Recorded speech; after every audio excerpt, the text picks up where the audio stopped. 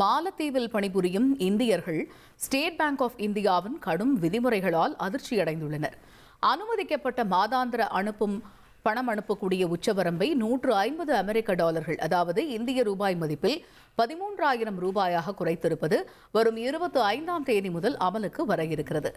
இது மருத்துவர், செவிலியர், ஆசிரியர் என அங்கு பணியாற்றும் இந்தியர்களுக்கு எந்த வகையில் பாதிப்பை ஏற்படுத்தும் என்பது பற்றி விளக்க இணைகிறார் எமது சிறப்பு செய்தியாளர் Salim. Over to you Salim. மாலத்தீவு என்பது நம்ம ஆசியாவிலேயே மிக சிறிய நாடுங்க.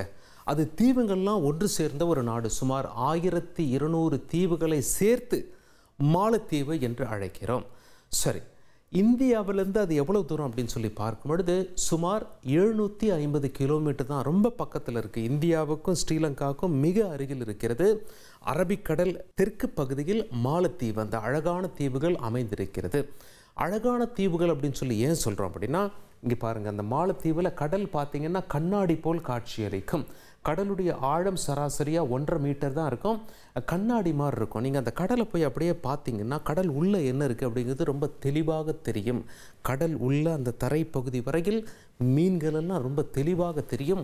அது போன்ற ஒரு அழகான ஒரு நாடு தான் மாலத்தீவு.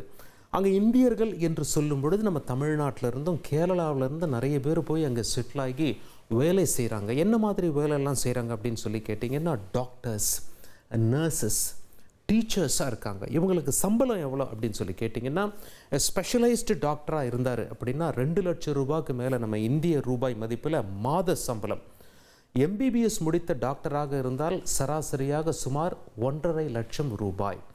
நர்ஸாக, செவிலியராக இருந்தால் சராசரியாக 1 லட்சம் ரூபாய். டீச்சராக இருந்தால் சராசரியாக 1 லட்சம் ரூபாய். இவங்கெல்லாம் செலவுகள் போக நிறைய பேருக்கு அங்கே தங்குற இடம், டிரான்ஸ்போர்ட் இதெல்லாம் ஃப்ரீயாக கொடுத்துருவாங்க.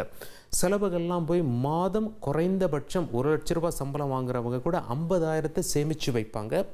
இத்தனை நாள் வரை தங்களுடைய சொந்த ஊரில் உள்ள தங்களுடைய குடும்ப நபர்களுக்கு அனுப்பி வைப்பார்கள். அவர்களுடைய செலவிற்கு வீடு வாங்கியிருப்பாங்க, வாகனம் வாங்கியிருப்பாங்க, அந்த லோனை திருப்பி கட்டுறதுக்கு, EMI-யை திருப்பி செலுத்த சில பேர் இன்வெஸ்ட்மெண்ட் பிளான்ஸ் எடுத்திருப்பாங்க. அதில் இன்வெஸ்ட் பண்ண. ஏன் அப்படின்னா, மாலத்தீவை பொறுத்தவரை அந்த நாட்டு குடிமக்களுக்கு PF பென்ஷன் ஸ்கீம் இதெல்லாம் இருக்குது. இந்தியர்கள் தங்களுடைய சொந்த நாடுகளையே நம்பி இருக்கிறார்கள். முதலீடு செஞ்சு தங்களுடைய ஃப்யூச்சரை கொஞ்சம் பாதுகாப்பாக வச்சுக்கணும் அப்படின்னா ஏற்கனவே பணம் அனுப்பி வந்தார்கள். ஆனால் புதிய சிக்கல் என்ன அப்படின்னு சொல்லி கேட்டிங்கன்னா, எவ்வளவு சம்பாதித்தாலும் 13,000 ரூபாய்க்கு மேலே சொந்த நாடான இந்தியாவிற்கு அவர்களால் வரும் 25ஆம் தேதியிலிருந்து அனுப்ப இயலாது. அது போன்ற ஒரு சட்டத்திட்டம் வந்துவிட்டது. மாலத்தீவில் இருக்க இந்தியர்கள், அங்கே SBI பேங்க் இருக்குது மாலத்தீவில், அது வழியாகத்தான் பணம் அனுப்பி வந்தாங்க. முதல்ல இந்த சீலிங் லிமிட் அப்படிங்கிறது $700 இருந்தது. பிறகு $500 குறைச்சாங்க. பிறகு $400 குறைச்சாங்க. இப்போ $150 மேலே நீங்கள் சொந்த நாட்டுக்கு அனுப்ப முடியாதுன்னு சொல்லிட்டாங்க. $150 சுமார் 13,000 ரூபாய்க்கு மேலே சொந்த நாட்டுக்கு அனுப்ப முடியாது. இந்தியர்கள் என்ன கேள்வி முன்வைக்கிறாங்க, எங்களுடைய EMI-யே சொந்த நாட்டில் 30,000 ரூபா, 35,000 ரூபா, 50,000 ரூபா அப்படிலாம் நாங்கள் EMI கட்டிட்டு வரோம். வீடெல்லாம் வாங்கிட்டு, வாகனங்கள் வாங்கிட்டு எங்களுடைய குடும்ப நபர்களுக்கு செலவுக்கு அனுப்புகிறோம். வெறும் 13,000 ரூபா மட்டும்தான் நீங்கள் அனுப்ப முடியும் மாதத்துக்குன்னு சொன்னால், எங்களுடைய குடும்பத்தார் எங்களை நம்பி இருக்கிறார்களே, அவர்கள் என்ன செய்வார்கள்? வாங்கிய வீட்டுக்கு நாங்கள் EMI கட்டணுமே, நாங்கள் என்ன செய்வோம் அப்படின்னு சொல்லி இந்தியர்கள் மாலத்தீவில் கேள்வி எழுப்பி வருகிறார்கள். இந்திய அரசு தலையிட வேண்டும் என்று சொல்கிறார்கள். காரணம் என்ன அப்படின்னா, மாலத்தீவு போய் இந்தியர்கள் சம்பாதிப்பது எதற்காக? சம்பாதிச்ச பணத்தை சொந்த ஊருக்கு அனுப்பணும். நம்ம குடும்ப நபர்கள் நன்றாக வாழ வேண்டும், நாம் ஒரு வீடு வாங்கணும், ஒரு வாகனம் வாங்கணும் என்ற ஆசையில், சிறப்பாக வாழ்க்கை அமைய வேண்டும் என்று அங்கே போகிறாங்க. அங்கே சம்பாதிக்கிறாங்க. சராசரியாக குறைஞ்சபட்சம் 50,000 ரூபா மாதம் சேமிக்கிறாங்க. சொந்த நாட்டுக்கு அனுப்ப முடியாது. எது போன்ற கொடுமையான நிலைமை இங்கே இருக்கிறது பார்த்தீர்களா என்று அங்கே உள்ள இந்தியர்கள் சக இந்தியர்களை எச்சரிக்கிறாங்க. என்ன சொல்கிறாங்க? இந்தியாவில் மாலத்தீவில் உங்களுக்கு வேலை வாங்கி தரோம் அப்படின்னு சொல்லி நிறைய ஏஜென்ட்டுகள்லாம் இருக்காங்க. அவங்களுக்கு இந்தியர்கள் சராசரியாக 2.5 லட்சம் ரூபாயிலேருந்து 3 லட்சம் ரூபாய் வரைக்கும் கொடுத்துட்டு மாலத்தீவில் வேலைக்கு போய் சேர்றாங்க. ஆனால் அங்கே எத்தனை லட்சம் சம்பாதிச்சாலும் மாதம் 13,000 ரூபாய்க்கு மேலே இந்தியாவிற்கு அனுப்ப முடியாது என்ற ஒரு நிலை எவ்வளவு மோசமான நிலை என்பதை நீங்கள் புரிந்து கொள்ள வேண்டும் என்று சக இந்தியர்களை மாலத்தீவு வாழ் இந்தியர்கள் எச்சரிக்கிறார்கள். அது மட்டும் இல்லை, மாலத்தீவை பொறுத்தவரை அங்கே அரசு ஒன்று இந்தியாவை சார்ந்திருக்கும் அல்லது சீனாவை சார்ந்திருக்கும். சீனாவும் நிறைய முதலீடு பண்ணியிருக்காங்க, இந்தியாவும் நிறைய முதலீடு பண்ணுறோம். ஒரு அதிபர் சீனா பக்கம் சாஞ்சா இன்னொரு அதிபர் இந்தியா பக்கம் சாய்வார். ஆட்சி அங்கே மாறி மாறி நடைபெறும். மாலத்தீவு என்பது தீவுகள் சேர்ந்த நாடு என்ற காரணத்தினால் அங்கே உள்நாட்டிற்கு தேவையான பல பொருட்கள் அவர்கள் இறக்குமதி செய்து பயன்படுத்தி வருகிறார்கள்.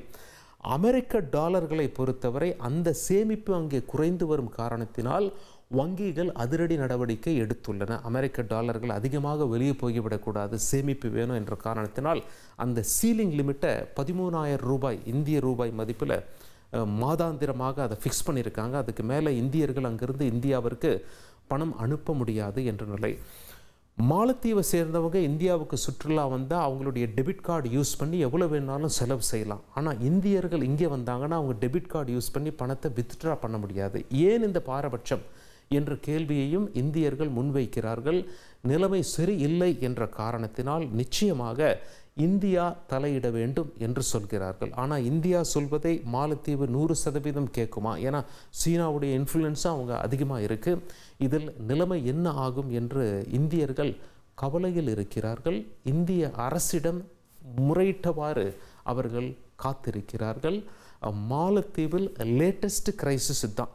சுற்றுலாவை நம்பி இருக்கக்கூடிய தீவு அது. வழக்கமாக நம்ம இந்தியர்கள் இந்தியாவிலிருந்து குறிப்பாக தமிழ்நாட்டிலேருந்து நிறைய பேர் தாய்லாந்தெல்லாம் அதிகமாக போய் நாம் கேள்விப்பட்டிருப்போம். பட் மாலத்தீவு சில பேர் தான் போவாங்க. காரணம், கொஞ்சம் பணம் இருந்தாலே தாய்லாந்து போய் என்ஜாய் பண்ணலாம். ஆனால் மாலத்தீவில் கொஞ்சம் அதிகமாக பணம் தேவைப்படும். காரணம் என்னென்னா நிறைய தீவுகள், ஒரு தீவையே, அதாவது பல தீவுகள் இருக்குல்ல, அந்த தீவையே என்ன பண்ணுவாங்க, ரியல் எஸ்டேட் கம்பெனி கான்ட்ராக்டுக்கு எடுத்து அங்கே ஹோட்டல்ஸ் கட்டி அங்கே வாடகைக்கு விடுவார்கள். செலவு அதிகமாகும். மாலத்தீவு கொஞ்சம் காஸ்ட்லியர் டூரிசம் என்று அழைப்பார்கள். அதனால் அப்பர் மிடில் கிளாஸ் அதிகமாக மாலத்தீவை விரும்புவார்கள். செல்வந்தர்களும் மாலத்தீவை விரும்புவார்கள். அதே நேரத்தில் மிடில் கிளாஸ் தாய்லாந்தை நோக்கித்தான் படையெடுப்பார்கள். அங்கே கொஞ்சம் பணம் இருந்தாலும் திருப்தியாக சுற்றி பார்க்கலாம். அது மட்டும் இல்லை, அவங்களுக்கு தேவையான பல விஷயங்கள் தாய்லாந்தில் இருக்கும் காரணத்தினால். ஆனால் மாலத்தீவில் சுற்றுலாவுக்கும் அங்கே மக்கள் பயன்படுத்தியிருக்கிறார்கள். அதே நேரத்தில் போய் வேலை செய்து பணம் சம்பாதிப்பதற்கும் பயன்படுத்துகிறார்கள். ஆனால் வேலை செய்து பணம் சம்பாதிப்பவர்களுக்கு இப்படி ஒரு சோதனை இந்த காலகட்டத்தில் வந்திருப்பது மிகவும் சிக்கலாக பார்க்கப்படுகிறது. வருகின்ற 25ஆம் தேதி முதல் இந்த சட்ட விதிகள் அமலுக்கு வருகிறது.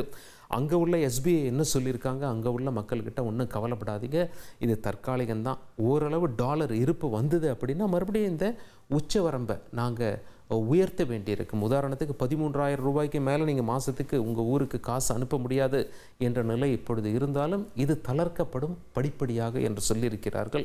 இருப்பினும் அங்கே வேலை செய்யும் இந்தியர்கள், குறிப்பாக தமிழர்களும் கேரளாவை சேர்ந்தவர்களும் கவலையில் ஆழ்ந்திருக்கிறார்கள். மாலத்தீவோட மக்கள் தொகையே சுமார் 5 லட்சம் பேர் தான் அங்கே வசிக்கிறார்கள். இதில் சுமார் 6,000 பேர் இந்தியர்கள். கேரளாவை சேர்ந்தவர்கள் கணிசமானவர்கள் அங்கே வசித்து வருவது குறிப்பிடத்தக்கது. வேலை செய்து சொந்த ஊருக்கு பணம் அனுப்பி வருகிறார்கள். ஆனால் தற்பொழுது சிக்கலில் இருக்கிறார்கள். இதை பயன்படுத்தி ஹவாலா ஆப்ரேட்டர்ஸ் எல்லாம் உள்ளே வராங்க. அவங்க என்ன சொல்கிறாங்க, எங்ககிட்ட கொடுங்க, நாங்கள் பணத்தை கொண்டு போய் உங்கள் சொந்த ஊருக்கு சேர்த்துறோம் அப்படின்னு சொல்லி அப்ரோச் செய்கிறார்கள். பட் மக்கள் என்ன சொல்கிறார்கள், ஹவாலா ஆப்ரேட்டர்ஸ் எல்லாம் நம்ப முடியாது. எப்படி நம்ம ஊரில் மீட்டர் வட்டி, கந்து வட்டி இது போன்ற கலாச்சாரங்கள் சில இடங்களில் இருக்கிறதோ அதே போல தான் இந்த ஹவாலா ஆப்ரேட்டர்ஸ் நிறைய பணம் கேட்குறாங்க. இதுதான் சாக்கு என்று பயன்படுத்தி, ஆனால் நாங்கள் ஸ்டேட் பேங்க்கை தான் நாங்கள் நம்பியிருக்கோம், அதுதான் லீகல் ரூட். ஹவாலா பக்கம் போனால் கூட அவங்க அரசு சேர்ந்த அதிகாரிகள் பிடித்து விடுவார்கள். ஆனால் அது போன்ற ஸ்டெப்ஸை பெரும்பாலும் மக்கள் விரும்புவது கிடையாது. இந்த கிரைசிஸ் காரணத்தினால தான் அந்த பக்கம் திரும்பி பார்க்குறாங்க.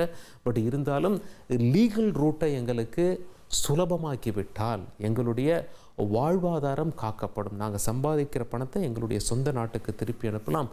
எங்களை நம்பி குடும்பம் இருக்கிறது, நாங்கள் எடுத்த லோனுக்கான EMIக்கள் காத்து கொண்டிருக்கிறது என்று தங்கள் வேதனையை இந்தியர்கள் பதிவு செய்திருக்கிறார்கள் மாலத்தீவில்.